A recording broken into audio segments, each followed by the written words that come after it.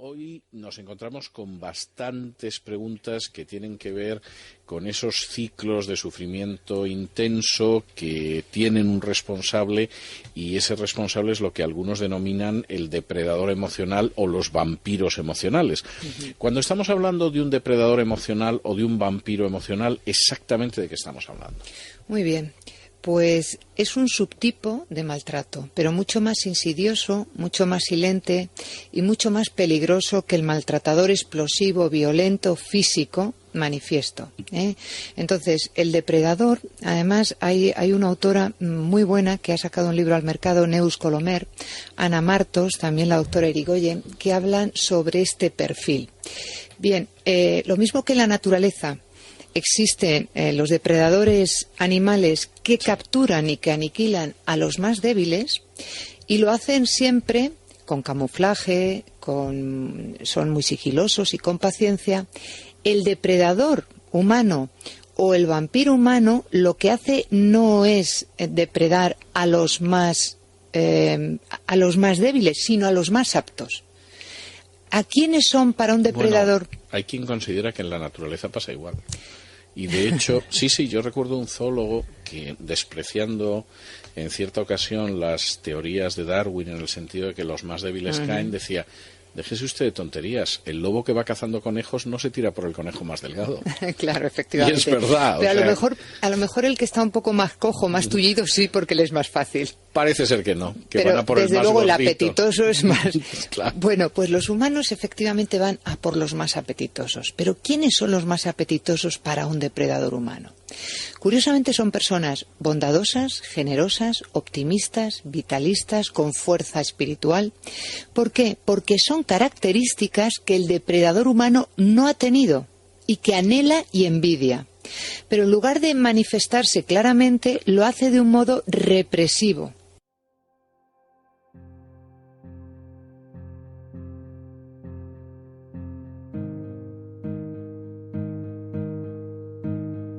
Fríos, sin escrúpulos, materialistas, manipuladores, traidores, chantajistas, aprovechados.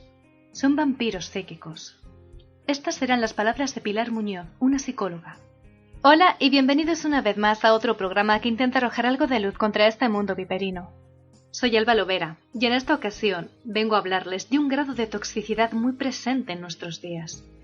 Los llamados vampiros psíquicos o vampiros emocionales.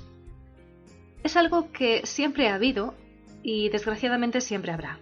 No suelo hacer programas de radio de psicología y sé que ustedes me lo piden muchas veces por correo, ya que no soy psicóloga ni psiquiatra, pero sí confieso que tengo desde hace años la afición de leer bastante sobre estos temas.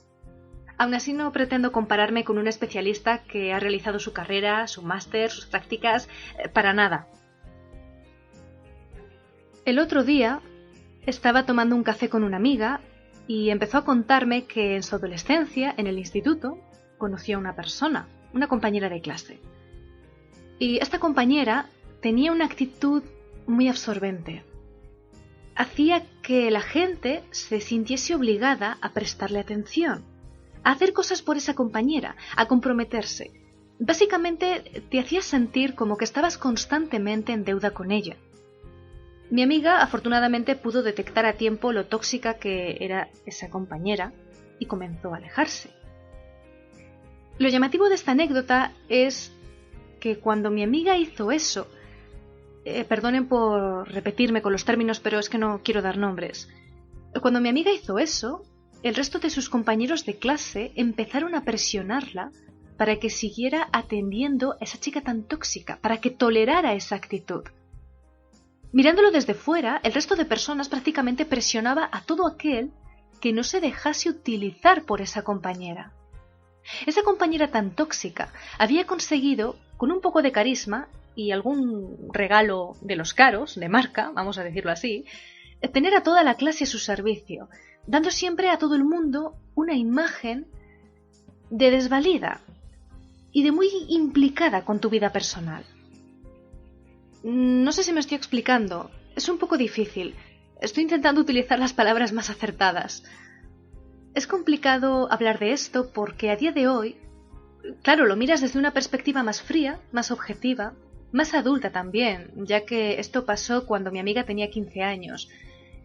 Y te encuentras con un panorama de chantaje e intereses que empuja a todos los demás a dejarse presionar para que todo vaya bien y no dañe la imagen personal. Empuja a sentirte obligado a quedar bien de cara a la sociedad. El caso es que cuando mi amiga me comentó esto, rápidamente me vino a la cabeza el término vampiro psíquico. Lo bueno de esta anécdota es que ahora ella sabe cómo reconocerlos. Y considero que es muy importante aprender a detectar a esa gente que absorbe tu energía y tu atención, sobre todo si eres alguien satisfecho con tu vida, decidido y muy comprometido con trabajar y crecer como persona.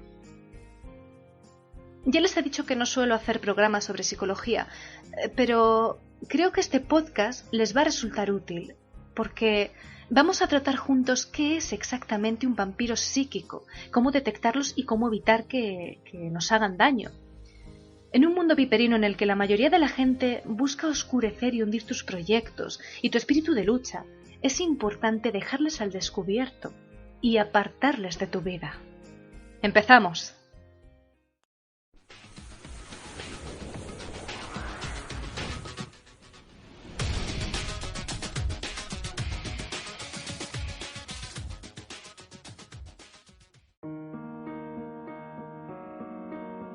Quiero agradecer a Javier Arries su reportaje sobre los vampiros psíquicos. La semana pasada, uno de ustedes, un seguidor, me lo envió por correo y le estuve echando un vistazo concienzudamente.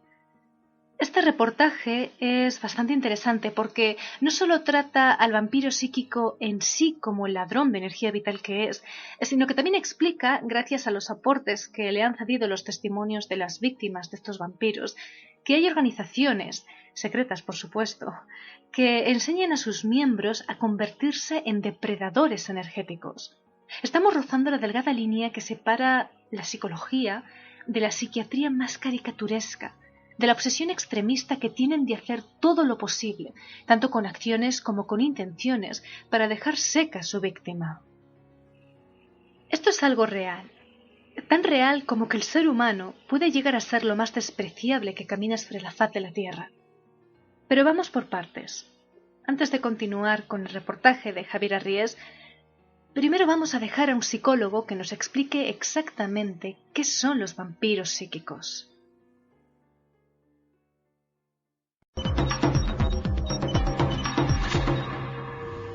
Los llamados vampiros emocionales son personas que ven el mundo de una forma diferente al resto. Su percepción está distorsionada por anhelos inmaduros e inalcanzables, pero a la vez dañan a su entorno. ¿Cómo saber si estamos frente a este tipo de personalidad? ¿Cómo reconocer su comportamiento? Queremos conversar sobre este particular tema y para eso nos acompaña en CNN Contigo el psicólogo Sergio Valencia. Sergio, muchísimas gracias por acompañarnos esta tarde. Un gusto saludarte, muy buenas tardes. Sergio, ¿qué es este concepto de vampiros emocionales? Mira, a ver, este concepto de vampiros emocionales lo acuña el profesor Albert Bernstein de la Universidad de Zaragoza, tratando de distinguir de manera lúdica a este personaje que nosotros los psicólogos clínicos llamamos y los psiquiatras llamamos los desórdenes de personalidad, los trastornos de personalidad a la base. ¿Ya? Estos son patrones constantes en el tiempo y marcados que podrían dar cuenta de una personalidad dañada, una personalidad que no se integra como el resto como el resto de la sociedad ni con el resto de la sociedad. Entonces tiene una serie de características particulares que las compara a los vampiros. Por ejemplo, un vampiro no se puede ver en el espejo, ¿cierto? Ya estos patrones de personalidad, de los desórdenes de personalidad, no tienen conciencia de verse a sí mismos ni sus propios errores. Entonces de ahí, por ejemplo, tenemos este asunto. Por ejemplo, los vampiros de la literatura odian la estaca, odian la cruz, odian el agua bendita. Estos vampiros odian el aburrimiento, odian tener la reciprocidad de dar y recibir en las relaciones sociales, odian la experiencia humana cotidiana de tener que trabajar. Por lo tanto, estamos hablando de personas narcisas o egocéntricas, a lo menos. Mira, los trastornos de personalidad son 11. Los que más dañan la gente, los que más circulan entre nosotros son los vampiros antisociales. No porque tengan fobia social, sino que porque no están ni ahí con ninguna regla regla social que tengan. Los vampiros histriónicos, que estos que son teatreros y son absolutamente nada, son una cáscara de huevo. Ya tenemos los vampiros narcisos, en que todo es muy grande, todo es superlativo. El vampiro obsesivo compulsivo, que es este perfeccionista, pero es una perfección que esconde la persona, ¿cierto? Y bueno, el clásico vampiro paranoico, este que se vive perseguido, y es el que más hace drama, sobre todo en las parejas, porque estos son los clásicos delirosos por celos, celotípicos y cosas así. Estos vampiros emocionales son grandes seductores. Son personas que te hacen agradecer lo increíbles que son, hasta que los desenmascaras. Su percepción está distorsionada por objetivos inalcanzables.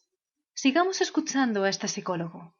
Porque claro, estamos hablando de personas que pueden, digamos, ser un hombre o una mujer. Correcto. Y fundamentalmente ejercen un daño, usted diría, en las relaciones de pareja.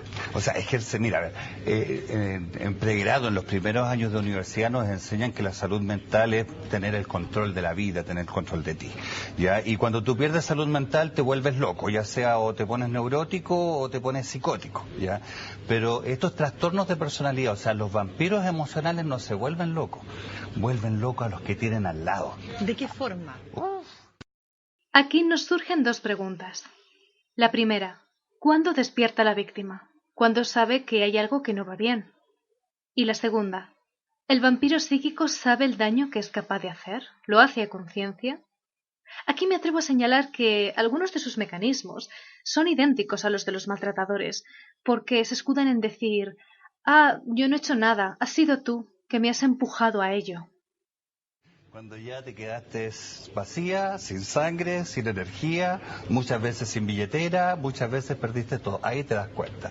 De ahí que conviene hacer mención de que existen y están vivos. Ahora, esta persona, perdón, ¿tiene conciencia de su problema? No, para nada. Por eso te decía, no pueden verse en el espejo. O sea, no tienen capacidad de la conciencia, que es la conciencia. Y menos aún del daño que provocan, supongo. No, para nada, no. Sí, hay 3 reglas de ellos principales. O sea, nunca es por culpa mía, jamás. O sea, jamás yo tengo la culpa. Fui obligado a esas circunstancias. Tú me obligaste a que te pusiera el gorro, oye. Ya, tú me obligaste, no fui yo el infiel. ¿Tú me prestaste la plata? Tú me prestaste la plata, porque siempre lo hacen de manera indirecta. Es como, uy, ¿sabes qué? Tengo este problema, tengo este otro problema, me está sucediendo esto en la vida, y tú, que eres tan bonita, me dices, toma. Pero la verdad es que tú me la prestaste, yo jamás te dije que te la iba a devolver. O también, por ejemplo, en las oficinas se da mucho, pero en el tema pareja es donde más afecta, ¿ya? La otra regla es que se rigen es que son altamente impulsivos, o sea, hay cero control de impulso. Lo que yo quiero, lo quiero ahora, no más rato, no, ahora, ¿ya? Y es por eso que también son tan seductores, o sea, nuestra vida cotidiana está en trabajar, está en hacer las cosas, es aburrida, tenemos que muchas veces dar la reciprocidad de dar, recibir. ¿Alguien podría dejar de ser un vampiro psíquico? ¿Podría considerarse esto una patología, una enfermedad? En términos psicológicos, ¿qué es una patología? En general se le llama patología, desde la perspectiva de los terapeutas clínicos que somos nosotros. Hablamos de una descompensación afectiva, pero se puede sanar después de largos años de trabajo. En general, estos personajes no llegan a la consulta, a la terapia, lo que llega es el afectado. El afectado, y normalmente...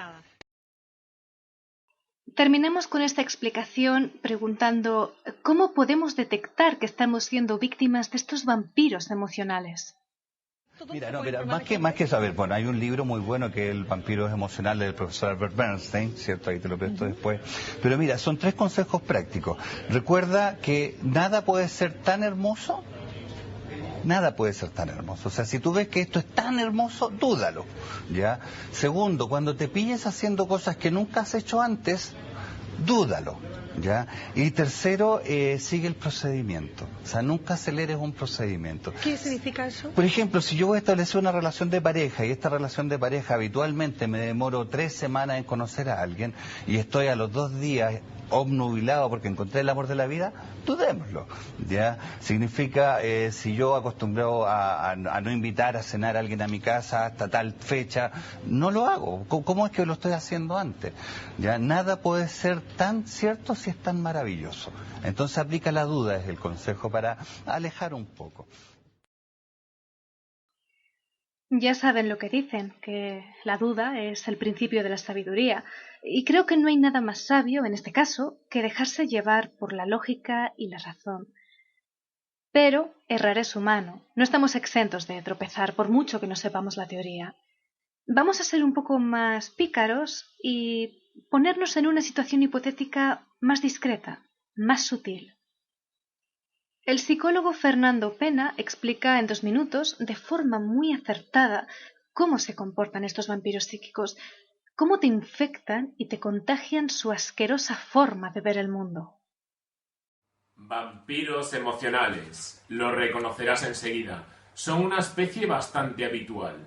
Se camuflan entre la gente tomando aspectos de seres humanos. Encuentran trabajos normales. Van a los mismos sitios que tú. Caminan entre la gente por las calles, sin apenas levantar sospechas. Pero a poco que te fijes, enseguida se les distingue. Son personas grises, capaces de amargarte el día con mucha facilidad. Su modo de acercarse es sigiloso, como el de un gato que acecha a su presa. Hay veces en las que empiezan a hablarte en un paso de peatones, en la cola del supermercado o en un ascensor. Los más sagaces se ganan tu confianza, despiertan cierta simpatía, hablan de temas que te interesan, algunos comienzan a vivir cerca de ti, o ingresan en tus mismos cursos o en tu misma empresa. Se acercan despacio hasta que, poco a poco, vas bajando la guardia. Su forma de actuar es precisa, como la de un mecanismo de un reloj. Empiezan con pequeños comentarios negativos, sutiles quejas sobre temas cotidianos apenas imperceptibles. Progresivamente, las quejas y críticas van apoderándose de una gran parte de la conversación. En ellas, el pasado es vergonzoso, el presente repugnante y el futuro desalentador. Llega un momento en el que te contagian. Pasas a ser uno de ellos. Tu sangre ha dejado de tener un color rojo vivo brillante, el de siempre, para tomar un tono granate oscuro, con tropezones turbios. La gente que te rodea, ahora les ves llenos de defectos. Todos actúan con mala intención. Desde ese momento, en tu trabajo entra un cliente y piensas, otro que viene a molestar. La gente huele mal en el autobús, los bebés lloran más alto y más molesto, el tráfico va más lento, o eso parece. Tu teléfono suena y justo al escuchar, buenos días, mi nombre es Samantha Gómez, ¿es usted el titular de la línea? Contestas con un rotundo, ¡mierda! Y desde ese momento tu día se estropeó y todos van a pagar por ello. Ahí es cuando empiezas a buscar presas. Te has convertido tú también en un vampiro emocional.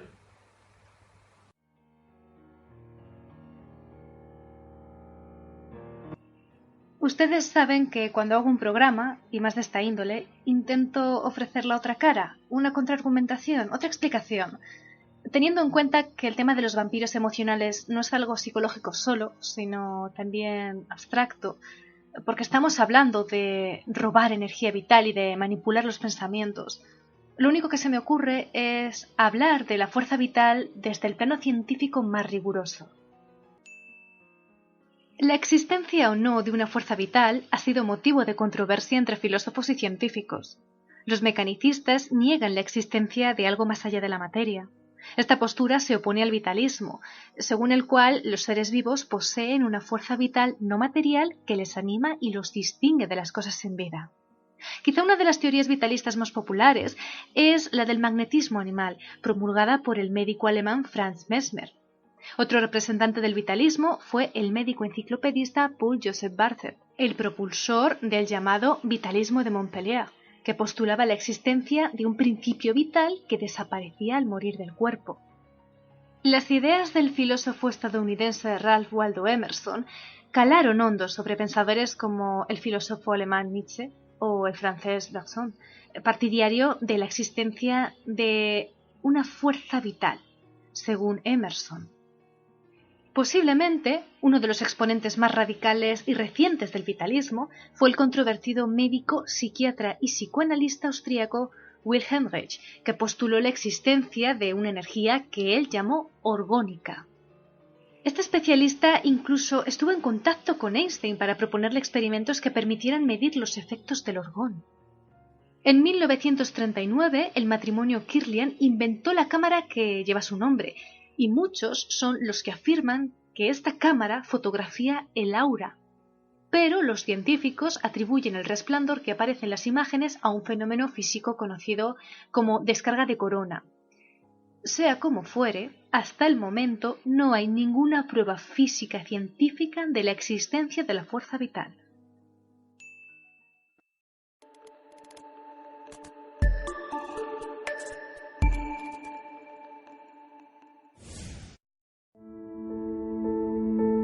En teoría, los vampiros psíquicos se alimentan de la energía vital de sus víctimas, una hipotética fuerza invisible que rodea y penetra a los seres vivos.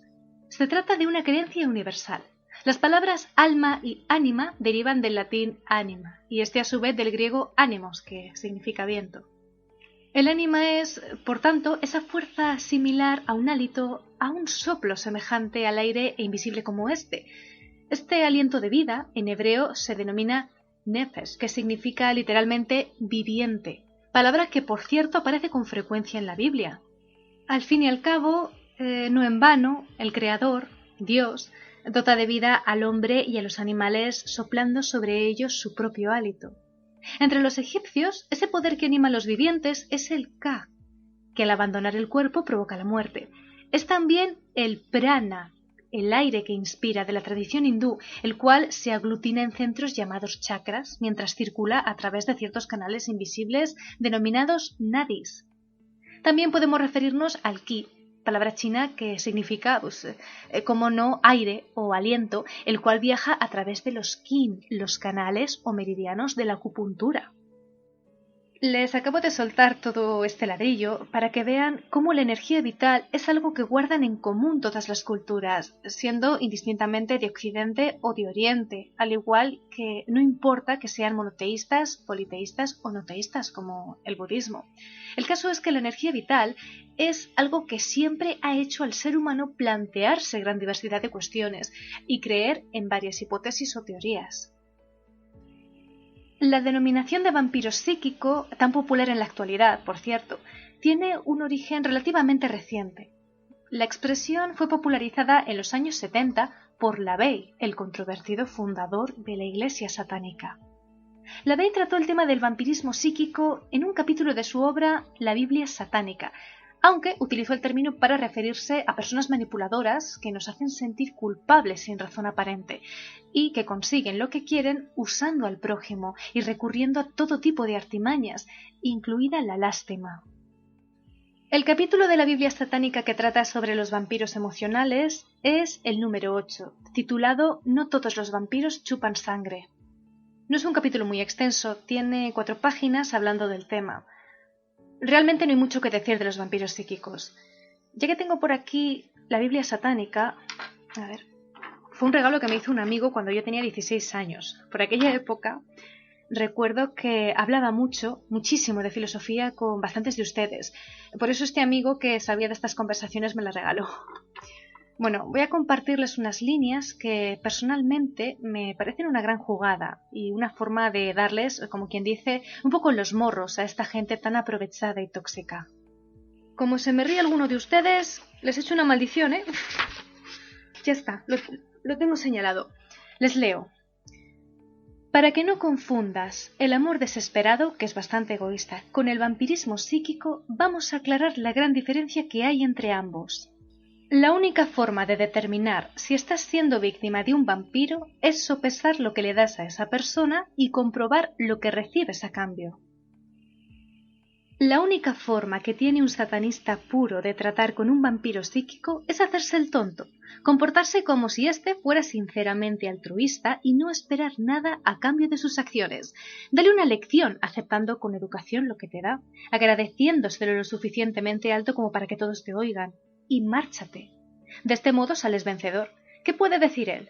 Y cuando se espere de ti que recompenses su generosidad, esta es la parte difícil, pongan atención, di no, pero cortésmente. Cuando el vampiro se dé cuenta de que te escapas de sus garras, pueden suceder 2 cosas. La primera es que actúe como si estuviera indignado y esperará el regreso de tu antiguo sentimiento del deber y la comprensión.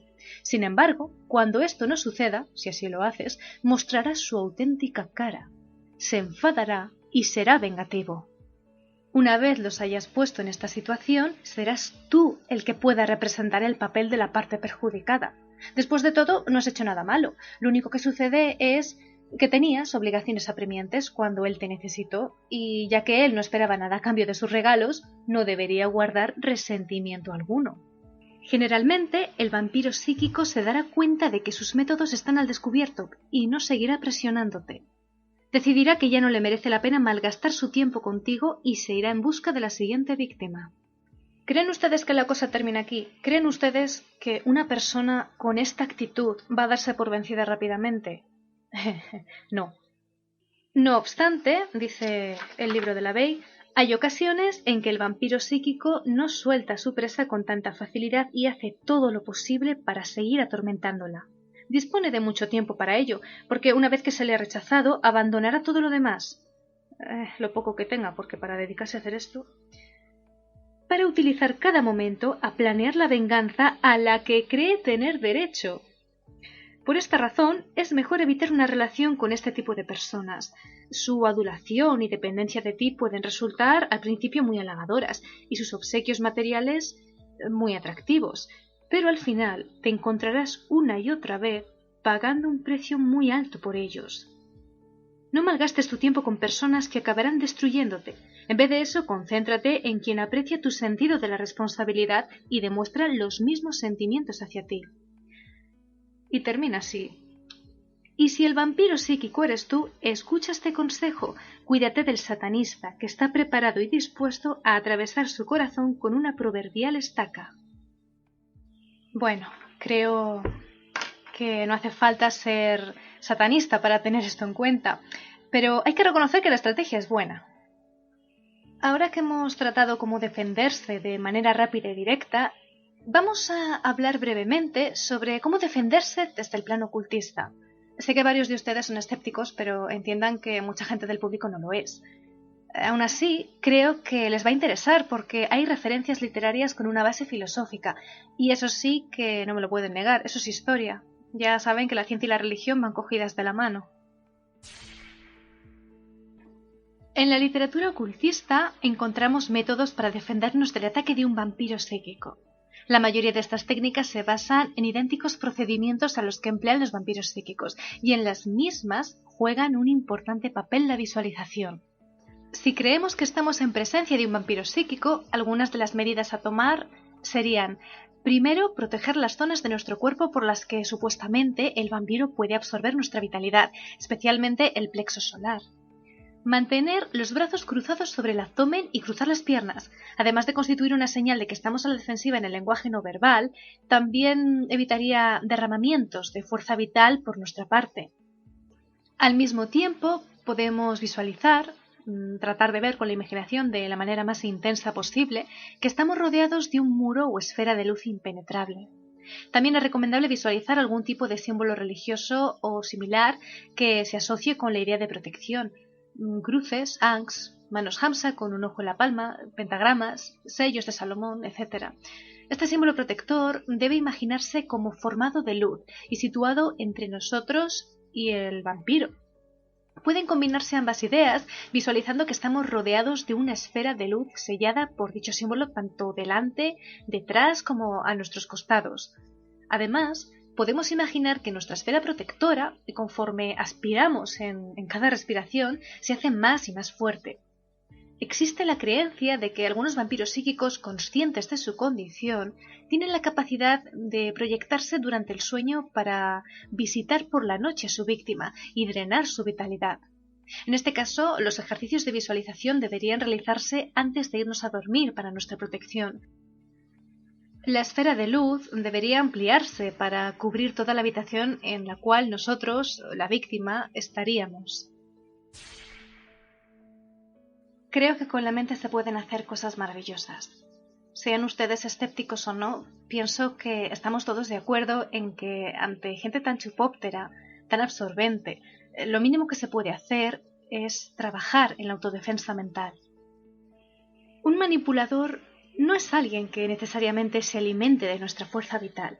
Se trata más bien de lo que algunos psicólogos contemporáneos denominan vampiros emocionales, del mismo modo que se emplea el término gente tóxica para aquellas personas que nos transmiten sentimientos de tristeza, pesimismo, ideas negativas, estados de ánimo nocivos.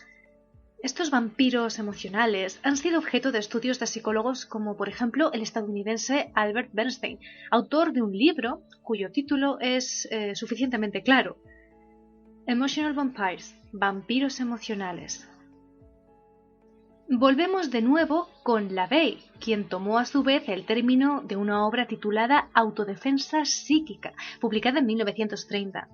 Su autora, Dion Fortune, cuyo verdadero nombre era Violet Mary Fitzevans, fue una mujer muy activa y relevante en los medios ocultistas ingleses del siglo XX. Pero también se interesó por la psicoterapia. Estudió psicología y psicoanálisis en la Universidad de Londres y acabó trabajando como psicoterapeuta en la clínica médico-psicología de Brunswick Square. Tomando como base sus experiencias en los ámbitos médico y ocultista, terminó acuñando la expresión vampiro psíquico. De hecho, según cuenta ella misma en su obra, emprendió sus estudios psicológicos y ocultistas tras ser víctima de uno de estos ataques vampíricos. Dion Fortune nos comparte lo siguiente: mi cuerpo era como una batería eléctrica que había sido completamente descargada. Durante muchísimo tiempo no tuve reservas de energía. Ella notó que cuando otros estudiantes visitaban a ciertos enfermos, quedaban exhaustos, como si los hubieran vaciado. También tuvo la oportunidad de observar algunos casos en los que existía una relación tóxica entre dos personas, por ejemplo, madre e hija, dos amigas, parejas. En la gran mayoría de los casos, una de ellas estaba sana y emocionalmente fuerte, y la otra persona mostraba un temperamento nervioso, debilidad general, tendencia a fatigarse al mínimo esfuerzo. Esta última, que también solía ser fácilmente sugestionable, era la que acudía al centro pidiendo tratamiento. Teniendo en cuenta esto, creo que podríamos estar hablando de depredadores energéticos. Dion Fortune se dio cuenta de que el tratamiento era más efectivo si separaba temporalmente al sujeto dominado del dominante. Lo curioso era que entonces, paulatinamente, el más débil comenzaba a fortalecerse, mientras que el más activo de la pareja empezaba a dar signos de debilidad física y emocional. Estos casos, y otros que desde el punto de vista psicoanalítico trató como complejos de Edipo, los achacó a que hay un derramamiento de vitalidad en marcha y el asociado dominante está absorbiéndola más o menos conscientemente. Precisamente, los casos más interesantes que se han podido recopilar proceden también de profesionales de la medicina. Una de las informantes del reportaje que ha realizado Javier Arries, Silvia, auxiliar de enfermería que actualmente trabaja en un centro psiquiátrico, cree que algunos de sus pacientes absorben vitalidad de todo el que pasa a su lado. Silvia siente que después de tratarlos llega a casa exhausta, sin energía, como si hubiera estado picando piedras, según nos comenta. Otros compañeros suyos mencionan igualmente habitaciones de ciertos enfermos en los que no están a gusto, en las que se sienten mal o notan una sensación de ahogo, así que prefieren evitarlas todo lo posible. Por cierto, advierte también que esa sensación de cansancio físico no se produce, por ejemplo, en los paritorios, lugar donde hay mucho más trabajo y por ende más probabilidades de sentirse exhausto. Silvia incluso ha observado que hay ciertos perfiles de pacientes que encajan mejor en la categoría de vampiro psíquico. Cualquier enfermo, comenta, puede ser un vampiro psíquico, pero la mayoría con los que me he encontrado eran personas de edad avanzada, con pluripatologías, polimedicados, acostumbrados a salir de un episodio tras otro. Se recargan a partir de todo el que pasa por su habitación. Pienso que ellos no son conscientes ni de cómo lo hacen. Según Dion Fortune, en la gran mayoría de los casos, el que se nutre de la fuerza vital del otro es inconsciente de lo que está haciendo. Para este tipo de casos, acuñó la expresión parasitismo psíquico, mientras que prefirió reservar el término vampirismo psíquico para los casos en los que el sujeto es consciente de que es capaz de alimentarse de la vitalidad de otros. Según la ocultista inglesa, estos vampiros psíquicos saben lo que hacen y practican técnicas que han aprendido como adeptos de corrientes mágicas oscuras, entre ellas la llamada magia póstuma, cuya práctica en vida daría al iniciado la posibilidad de que al morir pueda evitar la conocida como segunda muerte, que acaba con la desintegración del cuerpo astral. La personalidad del adepto permanece así aferrada a ese doble etérico que queda apegado a este mundo. Para evitar la disolución del mismo, debe sobrevivir absorbiendo la vitalidad de los vivos, lo que le permite existir en una zona intermedia entre este mundo y el otro. Claro, según esta teoría, la víctima de la que se alimenta siente a su vez un vacío psíquico que le lleva a vampirizar a otros para absorber de ellos la fuerza vital que ella misma está robándole. De este modo, mal que bien, la primera víctima sobrevive mientras alimenta al parásito del alma que lleva adherido.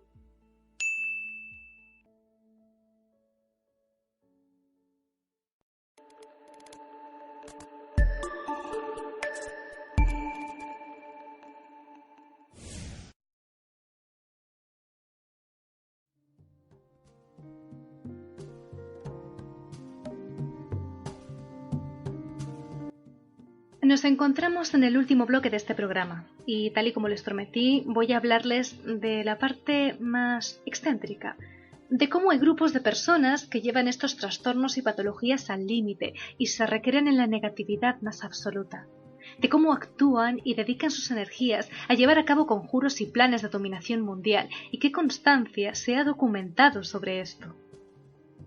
A veces, el vampiro psíquico es consciente de que el trato con ciertas personas le reanima, como si le inyectaran vida. Leire Villar, otra informante, nos relata así su experiencia. El caso que más me preocupa, dice, es el de una antigua compañera de trabajo. Viene a verme cuando se encuentra baja de ánimo. Dice que un rato conmigo es como un chute de energía. Lo que tampoco sé es si comprende cómo me siento, cómo me lo absorbe a mí. Es una sensación difícil de explicar. Hay veces que me tengo que tumbar del bajón con el que me quedo. Rosario Camino, otra de las personas entrevistadas, nos relata una experiencia con una dependienta de cierta tienda en cuya presencia, según sus palabras, siente mucha presión en la cabeza, en la nuca, le falta el aire para respirar y tiene que irse. Añade lo siguiente. Un día me preguntó si estaba molesta con ella por alguna razón. Le dije lo que me pasaba. Se puso a llorar porque, según me dijo, había más clientes a las que le pasaba esto, pero que ella no sabía por qué. Por otra parte, cuando le preguntamos a David Fernández Martín si la persona que le dejaba exhausto era consciente de ello, nos responde de forma tajante. Por supuesto que era consciente. De hecho, es muy aficionada a todo lo que tiene que ver con lo sobrenatural, y no tengo la menor duda de que es alguien oscuro, que juega con ello sin ningún escrúpulo. Al final pude deshacerme por mis propios medios de esa carga. No solo existen personas que están convencidas de que son vampiros psíquicos. En las últimas décadas incluso se asocian entre sí en grupos más o menos cerrados. En los países de habla anglosajona, por ejemplo, se suelen autodenominar Psy-Vamps, una forma abreviada de Psychic Vampires, vampiros psíquicos.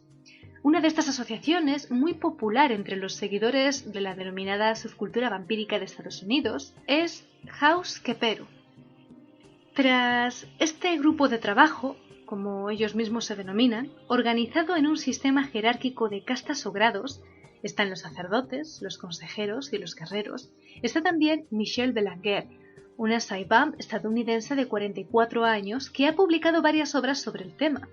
La más conocida es El Código del Vampiro Psíquico, un texto escrito con el objetivo de que los vampiros psíquicos puedan reconocerse como tales y en el que se describen técnicas del vampirismo mental, seguidas por grupos dispersos por Estados Unidos, Canadá y Europa. ¿Cómo reconocer a un vampiro psíquico? Pues según los miembros de este grupo de trabajo, físicamente suelen padecer fotofobia, lo que les confiere una palidez extrema. Tienen una mirada intensa y las manos especialmente frías. Sus sentidos estarían hiperdesarrollados. Por otra parte, la causa de su necesidad de nutrirse de la fuerza vital de otros reside en que carecerían del chakra, que normalmente todos tenemos en el plexo solar, una idea que ya había sido apuntada por muchos ocultistas, incluida Dion Fortune. Esa creencia es la culpable de que, si no absorben su ración de vida de lo que les rodea, acaban sintiéndose físicamente muy débiles y con propensión a sufrir todo tipo de enfermedades. Desde el punto de vista psicológico, tienden a ser orgullosos y desarrollan una naturaleza depredadora. A ojos de las personas clarividentes, sus auras son moradas o rojas y están rodeados por un halo negro o gris del que parecen surgir como tentáculos, filamentos de ese mismo color. Son esos filamentos precisamente los que se fijan en el cuerpo energético de sus víctimas, a modo de tubos perforadores por donde, en teoría, succionan su fuerza vital. En los grupos organizados, como Keperu, los neófitos son iniciados en técnicas para ver el campo de fuerza vital del otro, su aura, y manipular la energía propia y de los demás. Se les enseñan técnicas de concentración y visualización. En algunas de ellas, el vampiro neófito se ve a sí mismo desplegando filamentos oscuros y agudos que parten de su aura y penetran en la de su presa, creando una especie de herida a través de la cual pueden aspirar su vitalidad. Otros ejercicios están destinados a enseñarles a aspirar a través de la boca y las manos o a conectarse chakra a chakra con su víctima. En algunos casos, si la absorción es excesiva, la víctima puede incluso caer en estado de sopor, perder la conciencia y hasta sentir molestias físicas. La periodista Begoña Loema, de Cadena SER, nos comparte lo siguiente. Un día, cuando estaba en compañía de un vampiro psíquico, comencé a sentir un nerviosismo extraño, temblores, un intenso dolor de estómago.